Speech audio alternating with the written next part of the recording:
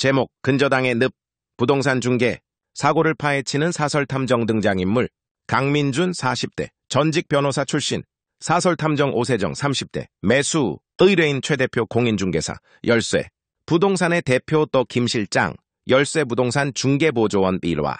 골든캣을 306호의 그림자 따스한 햇살이 비추던 4월의 오후, 사설탐정 강민준의 낡은 사무실 문을 오세정 씨가 조심스럽게 열었다.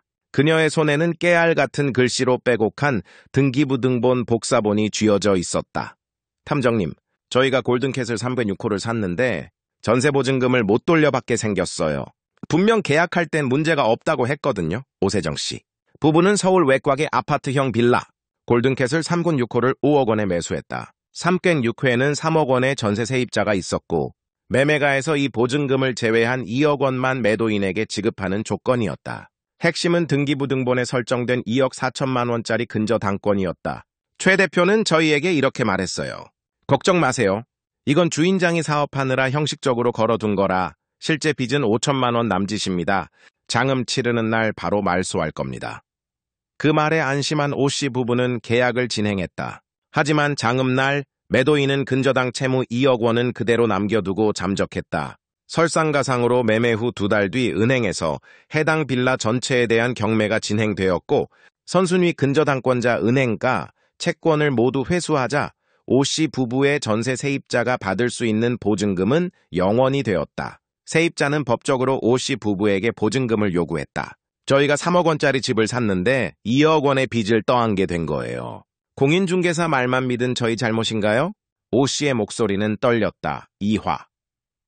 판례 속 진실의 무게 강민준은 등기부등본과 계약서를 찬찬히 살폈다. 그의 머릿속에는 이미 관련 판례 하나가 떠올랐다. 대법원 선고, 98다 상속료 67 판결, 부동산 중개업자는 선량한 관리자의 주의로 중개대상물의 권리관계를 조사 확인하여 중개의뢰인에게 설명할 의무가 있다.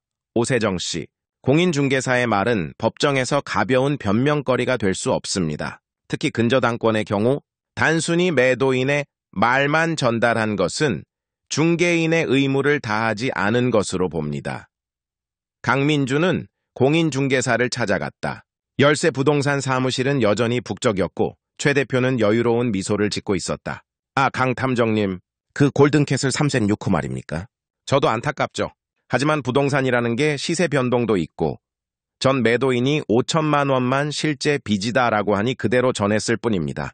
제가 은행 직원이 아닌데 어떻게 실제 채무액을 알겠습니까? 계약서엔 2억 4천만 원이 적혀 있지 않습니까? 그걸로 제 의무는 다 했죠. 그때 중개보조원 김 실장이 끼어들었다. 맞아요. 저희가 확인 설명서에 채권 최고액 2억 4천이라고 명시했잖아요. 매수인이 그 위험을 감수하고 계약한 겁니다. 강민준은 김 실장에게 날카롭게 물었다.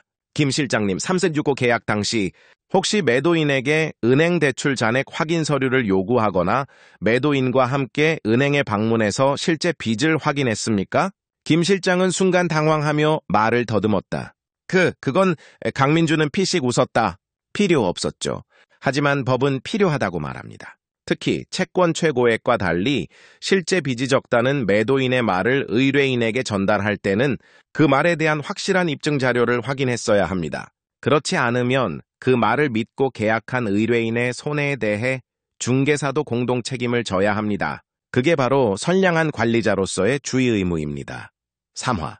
배상 책임의 분담. 며칠 후 강민준은 박 중개사의 실수 또는 고의적인 과실을 입증할 결정적인 증거를 확보했다. 바로 김 집사가 오 씨 부부에게 보낸 문자 메시지였다. 문자 메시지. 사모님 확인해봤는데 실제 상환할 금액은 5천입니다. 걱정 마시고 장음하세요. 이 한 문장이 최 중개사와 김 실장을 법의 심판대에 세웠다. 단순한 정보 전달을 넘어 사실 확인 의무를 다하지 않은 채 허위 사실을 확신시켜 매매를 성사시킨 명백한 과실이었다. 재판 결과 법원은 오세정 씨 부부의 손을 들어주었다. 판결 요지 픽션. 피고 공인중개사 최 대표는 선량한 관리자로서 중개대상물의 권리관계를 조사 확인할 의무를 위반하였다. 특히 채권 최고액과 실제 채무액에 큰 차이가 있고 매도인의 구두 진술을 신뢰할 만한 객관적인 자료 은행 확인서 등 없이 마치 진실인 것처럼 매수인에게 전달하여 매수인의 손해를 야기하였으므로 이는 공인중개사의 배상 책임 사유에 해당한다. 대법원 98-30 능력 스틸 판례 취지 적용. 다만 매수인 또한 등기부등본상의 채권 최고액을 인지하고 있었으므로 매수인의 자기 책임 원칙에 따라 손해액의 일부를 감경하여 피고 열세부동산 최 대표는 원고 오세정 씨에게 발생한 손해하액에서 세입자에게 배상해야 할 전세보증금 2억 원 중 40%인 8천만 원을 배상할 책임이 있다. 강민준은 오 씨 부부에게 판결문을 보여주며 말했다.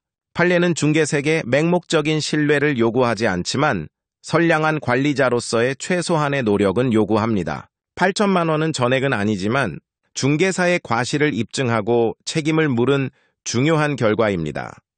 오세정 씨는 눈물을 글썽이며 고개를 끄덕였다.